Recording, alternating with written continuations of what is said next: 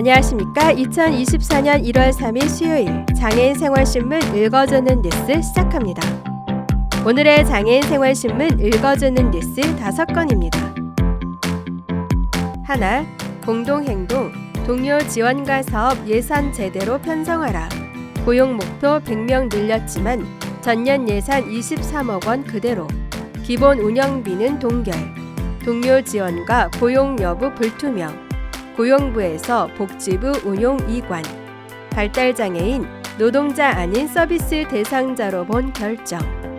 둘, 새해 국가공무원 5,751명 공채. 전년 대비 10% 감소. 장애인 320명 선발. 5급 외교관. 시험 3월 2일. 9급 23일. 7급 7월 27일. 셋, 인천 첫 피해 장애 아동 쉼터 문 열어. 남아 여아 각각 4명 정원 장애 아동 전문 돌봄 기능 맡아. 넷, 인천시 2자녀 이상 신청 가구에도 하수도 요금 감면. 기존 18세 미만 3자녀 이상에서 2자녀 이상으로 감면 대상 확대. 3자녀 이상 가정 20%, 2자녀 가정 10% 감면. 다섯, 분산된 자살 예방 상담 전화 1월 1일부터 109로 통합 운영. 문자로 대화하는 SNS 상담은 2024년 하반기부터 제공. 첫 번째 소식입니다. 동료 지원과 사업 폐지 대응 공동행동 이하 공동행동은 12월 27일 국회 앞에서 기자회견을 열고 기획재정부가 중증장애인 지역 맞춤형 취업지원 사업, 동료 지원과 사업을 부실하게 설계했다고 비판하며 최저 시급도 못 주는 예산 철회하고 동료 지원과 일자리 제대로 보장할 것을 요구했습니다. 지난 12월 21일 동료 지원과 사업의 2024년도 예산이 23억 원으로 확정됐습니다. 그러나 기획재정부는 동료 지원과 사업의 운영부처를 기존 고용노동부에서 보건복지부로 변경했습니다. 동료 지원과 사업의 2024년도 예산은 2023년도와 같은 규모인 23억 원으로 확정됐으나 기획재정부는 동료 지원과 채용 목표 인원을 기존 300명에서 400명으로 대폭 확대하면서 동료 지원과 기본 운영비, 인건비는 동결했습니다. 2023년 기준 동료 지원가는 300명, 고용 목표 대비 187명이 채용됐습니다. 공동행동은 중증 장애인의 노동자성 인정을 위해 고용노동부의 운영을 요구해온 동료 지원가들의 요구는 외면당했다. 보건복지부로의 이관은 발달장애인 동료 지원가들을 서비스 수혜자로만 본 결정이라면서 기획재정부는 겉으로 보기에 사업을 확충한 것처럼 보이도록 동료 지원과 채용 목표 인원수만을 확대해 놓았을 뿐 사업을 제대로 운영하기 위한 기본 운영비조차 제대로 책정하지 않았다고 주장했습니다. 이어 확정된 예산 23억 원은 동료 지원가의 최저시급에 해당하는 임금을 보전받기에도 어려울 뿐더러 동료 지원가들의 고용 여부 또한 불투명해질 수밖에 없게 됐습니다. 중증장애인 참여에 적합하지 않은 실적 중심의 사업 구조는 여전하다고 비난했습니다. 피플퍼스트 등 공동행동은 지난 9월 2024년도 정부 예산안에서 동료 지원과 사업 예산이 전액 삭감된 후 9월 18일 발달장애인 최초로 장애인 고용공단 서울지사 로비에서 점거 농성을 벌이다 연행됐고 10월 23일 국회 환경노동위원회 국정감사에선 동료 지원가로 일하는 문석영 씨가 참고인으로 출석해 해당 사업의 필요성을 설명하기도 했습니다. 이러한 과정 끝에 추경호 경제부총리 겸 기획재정부 장관도 10월 26일 기획재정위원회 국정감사에서 동료 지원과 일자리가 축소되지 않도록 적극 살피겠다고 밝힌 바 있습니다. 공동행동은 성명 낭독에서 발달장애인도 일하고 싶다. 기획재정부는 최저시급도 못 주는 예산 철회하고 사업 예산 제대로 편성하라며 동료 지원과 채용 목표 현실화, 동료 지원과 사업 기본 운영비 개선, 전담인력 인건비 배정, 참여자 수당 상향, 사업 설계 연구비 신설 등을 요구했습니다. 다음 소식입니다. 2024년도 국가공무원 공채시험 선발 인원이 2023년보다 10% 감소한 5,751명으로 확정됐습니다. 인사혁신처는 12월 28일 이 같은 내용의 새해 공채 선발 규모를 사전 공개했습니다. 직급별로 9급이 4,749명, 7급 654명, 5급 공채 305명, 외교관 후보자 43명 등입니다. 5급은 전년도와 동일하지만 9급 공무원 선발 규모가 대폭 축소됐습니다.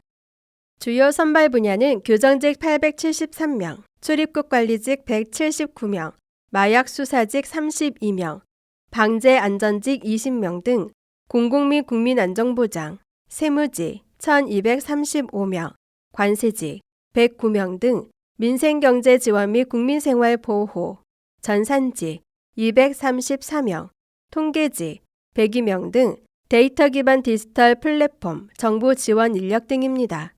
또한 장애인 7급, 9급은 법정 의무 고용 비율 3.8%의 2배 수준인 320명, 7.6%를 선발하며 저소득층도 9급 선발 인원의 법정 의무 비율 2%를 초과한 135명, 2.8%를 선발합니다.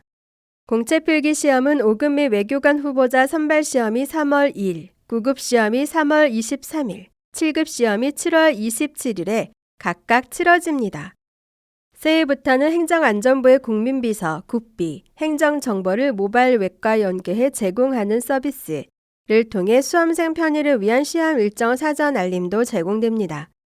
한편 국가공무원 공채 선발 인원이 5,000명대로 줄어든 것은 2016년 5,372명 이후 8년 만입니다. 다음 소식입니다. 인천처 피해장애아동 쉼터가 문을 열었습니다. 인천시 사회서비스원은 최근 인천시 피해장애아동 쉼터, 이하 쉼터를 개소하고 운영을 시작했다고 2일 밝혔습니다. 쉼터는 학대 피해 장애 아동들이 잠시 머무는 장소입니다. 2차 피해를 막고 안전한 장소에서 몸과 마음을 치유하면서 일상을 회복하도록 지원합니다. 남녀 아동 공간을 분리해 운영합니다. 성별 최대 정원은 4명씩 총 8명입니다. 만 18세 미만이면 입소 가능합니다. 쉼터가 재기능을 할 수 있도록 인력을 최대한 확보했습니다. 시설장을 포함해 모두 12명입니다. 조리사도 별도를 둬 생활지도원들이 아동 돌봄에만 집중할 수 있도록 했습니다. 아동 특성에 맞는 서비스가 가능합니다. 일상훈련과 학업지도, 교육지원은 물론이고 학대로 인한 신체 손상 응급치료, 심리치료 서비스 등을 제공합니다. 사무실, 프로그램 운영 공간을 별도로 마련해 공간의 효율성을 높였습니다. 학대 피해가 의심되면 인천시 장애인 권익 옹호기관이나 지역 아동보호 전문 기관에 신고하면 됩니다. 조사원이 현장으로 나가 학대 정황 등을 확인 후 피해 사례로 판정하면 바로 분리 조치해 쉼터로 인계합니다. 최대 입소 기간은 9개월입니다. 이에 앞서 인천사서원은 지난 2021년부터 인천시 피해 장애인 쉼터를 수탁 운영 중입니다. 성인 장애인과 함께 이곳에서 지낸 장애 아동이 지난해만 3명입니다. 인천시 장애 아동 수는 2023년 5월 기준 5,257명으로 전국 광역시 중 3번째로 많습니다. 황훈구 인천시 사회서비스원 원장은 학대 피해 장애 아동 전문 돌봄 서비스 제공기관 설치로 장애 아동들이 몸과 마음을 편히 쉴 수 있기를 바란다며 피해 장애 아동 쉼터 개소로 우리가 운영 중인 피해 장애인 쉼터, 장애인 권익 옹호기관, 장애인 주거 전환 지원센터 등 각기 다른 역할을 하는 장애인 시설과 연계가 가능할 것으로 기대한다고 말했습니다. 다음 소식입니다. 인천광역시는 2024년 1월 검침분, 2월 고지분부터 신청자에 한해 18세 미만 2자녀 이상 가정의 하수도 요금을 감면한다고 밝혔습니다. 다자녀 가정 하수도 요금 감면 대상 기준이 기존에는 18세 미만 3자녀 이상의 가정이었으나 내년부터는 2자녀 이상 가정으로 확대됩니다. 이번 결정으로 11만 2,100여 세대가 감면 대상에 새롭게 추가되면서 총 13만 1,700여 세대가 감면 혜택을 받을 수 있게 됩니다. 세자녀 이상 가정은 20%, 두자녀 가정은 10%의 하수도 요금을 각각 감면받을 수 있습니다.